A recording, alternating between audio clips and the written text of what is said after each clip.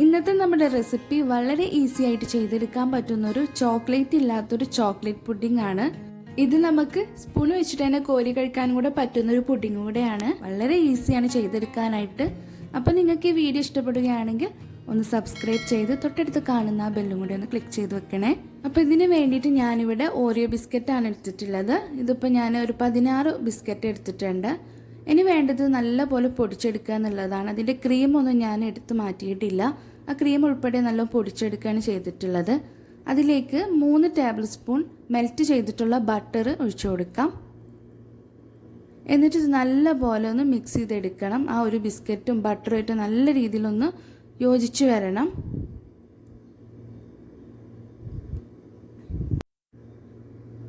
ഇതിപ്പോൾ ഇവിടെ മിക്സാക്കി എടുത്തിട്ടുണ്ട്. ഇനി നമ്മൾ ഏത് ബൗളിലാണോ പുഡിംഗ് സെറ്റ് ചെയ്യാൻ വെക്കണേ വെച്ചാൽ ആ ഒരു ബൗൾ എടുക്കാം. എന്നിട്ട് ഈ ഒരു മിക്സ് ആ ഒരു ബൗളിലേക്ക് ഇട്ട് കൊടുക്കാം.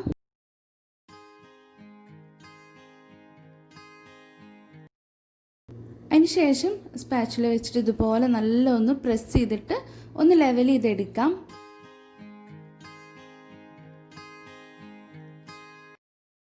അപ്പോൾ ബിസ്ക്കറ്റ് ഞാനിവിടെ സെറ്റ് ചെയ്തെടുത്ത് വെച്ചിട്ടുണ്ട്. ഇനി നമ്മൾ ഇതിലേക്കുള്ള ക്രീം ഉണ്ടാക്കിയെടുക്കണം. അപ്പോൾ ആ ക്രീം ഉണ്ടാക്കിയെടുക്കുന്ന നേരം ഒരു 3 മിനിറ്റ് ഇതൊന്ന് ഫ്രിഡ്ജിലേക്ക് വെക്കുന്നുണ്ട്. അപ്പോൾ ഈ ഒരു ചോക്ലേറ്റ് ക്രീം ഉണ്ടാക്കാൻ വേണ്ടിയിട്ട് ഞാനിവിടെ കൊക്കോ പൗഡറാണ് എടുത്തിരിക്കുന്നത്. 3 ടേബിൾ സ്പൂൺ കൊക്കോ പൗഡർ ഇതിലേക്ക് ഇട്ട് കൊടുക്കുന്നുണ്ട്. 2.5 ടേബിൾ സ്പൂൺ പാൽപ്പൊടിയും കൂടെ ഇട്ട് കൊടുക്കുന്നുണ്ട്.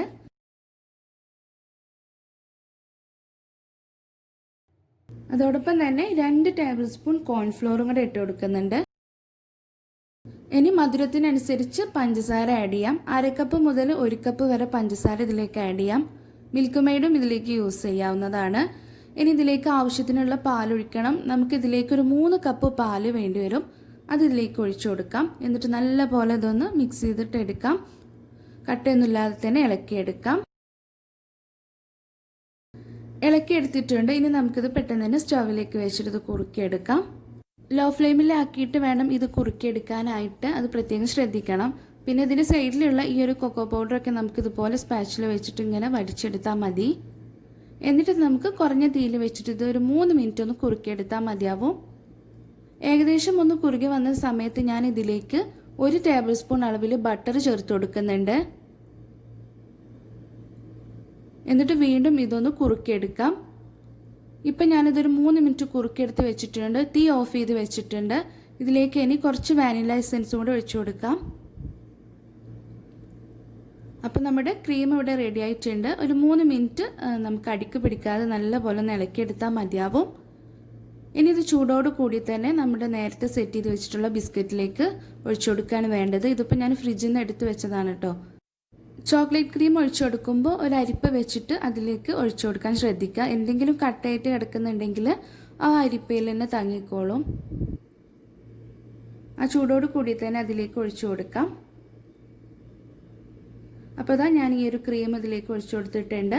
ഇനി ഇതിൻ്റെ ഈ മേലെ ഭാഗം ഇതുപോലെ ഒന്ന് ലെവൽ ചെയ്ത് കൊടുക്കാം. അതിനുശേഷം നല്ലപോലെ ചൂടാറിയിട്ട് ഒരു 3 മണിക്കൂറെങ്കിലും ഇത് ഫ്രിഡ്ജിൽ വെച്ചിട്ടൊന്ന് തണുപ്പിച്ചെടുക്കണം. എന്നിട്ട് നമുക്ക് എടുക്കാം. ഇതിപ്പോൾ ഞാനൊരു 3 മണിക്കൂർ ഫ്രിഡ്ജിൽ വെച്ച് തണുപ്പിച്ചെടുത്തിട്ടുണ്ട്. ഇനി ഇതിൻ്റെ മേലെ ചെറുതായിട്ടൊരു ഡിസൈൻ ചെയ്യാൻ വേണ്ടിയിട്ട് ഇതുപോലെ ബട്ടർ പേപ്പർ നീളത്തിൽ ഇങ്ങനെ കട്ട് ചെയ്തെടുത്തിട്ടുണ്ട്. ഇതിങ്ങനെ ചെരിച്ച് വെച്ച് കൊടുക്കാം. ഇതുപോലെ 4 ബട്ടർ പേപ്പർ ഞാനിങ്ങനെ കട്ട് ചെയ്തെടുത്ത് ഇതുപോലെ ചെരിച്ച് വെച്ചിട്ടുണ്ട്. ഇനി ഇതിന് മുകളിലായിട്ട് കുറച്ച് കൊക്കോ പൗഡർ ഇതുപോലെ ഇങ്ങനെ ഇട്ട് കൊടുക്കാം. അരിപ്പയിലേക്ക് കുറച്ച് കൊക്കോ പൗഡർ ഇട്ടിട്ട് ഇതുപോലെ ഇങ്ങനെ ഇട്ട് കൊടുത്താൽ മതിയാവും.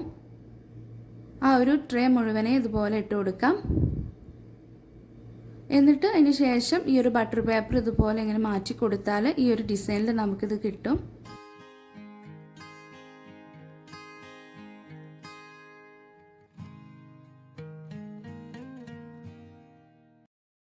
അപ്പോൾ നമ്മുടെ ചോക്ലേറ്റ് ഇല്ലാത്ത ചോക്ലേറ്റ് പുഡിംഗ് ഇവിടെ റെഡി ആയിട്ടുണ്ട്. വളരെ എളുപ്പമാണ് ഇത് ചെയ്തെടുക്കാനായിട്ട്. മാത്രമല്ല കേട്ടോ, കഴിക്കാനും നല്ല ടേസ്റ്റ് തന്നെയാണ്. കുട്ടികൾക്കൊക്കെ എന്തായാലും ഇഷ്ടപ്പെടുക തന്നെ ചെയ്യും. ഇതിങ്ങനെ ഒരു സ്പൂണ് വെച്ചിട്ട് താഴത്തെ ആ ഒരു ബിസ്ക്കറ്റുമായിട്ട് ഈ ഒരു പുഡിംഗ് എടുക്കണം. അപ്പോഴാണ് നമുക്ക് കഴിക്കാൻ നല്ല ടേസ്റ്റ് കേട്ടോ.